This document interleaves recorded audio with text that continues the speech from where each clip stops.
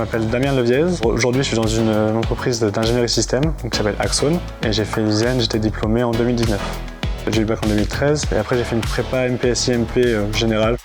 Pendant l'ISEN, moi je suis arrivé en troisième année, donc directement en cycle ingénieur. J'ai fait d'abord une option système embarqué et à la fin j'ai fini en robotique avec des stages plutôt orientés robotique aussi à la CNIM. Après l'ISEN, j'ai fait mes stages après avoir été diplômé. J'ai fait 3 mois en Espagne. Finalement, j'étais embauché par Axone juin 2020. Mon métier actuellement, ce serait un peu entre le technique et la gestion de projet. Emmener chez des clients, donc ça peut être sur différents projets. Par exemple, j'ai fait un projet sur des drones sous-marins.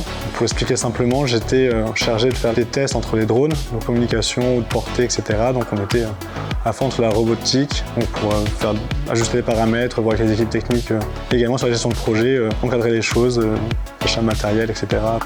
Chez Axone, c'est pas forcément que de la robotique, on peut aller sur différents projets, ferroviaires, maritimes, aviation.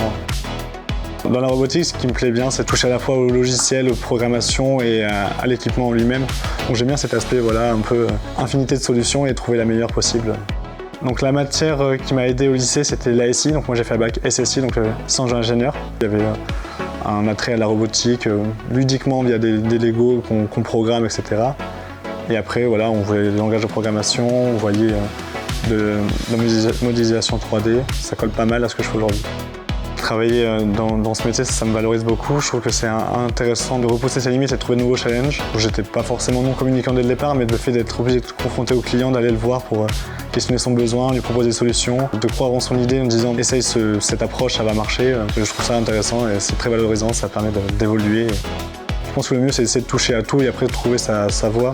Donc se tester, essayer de faire des stages le plus vite possible aussi, ça c'est important. Alternance ou stage, c'est vraiment ce qui permet de voir si ça nous plaît ou pas. On n'est pas à perdre 1 ou 2 ans, on essaye et on peut se réorienter.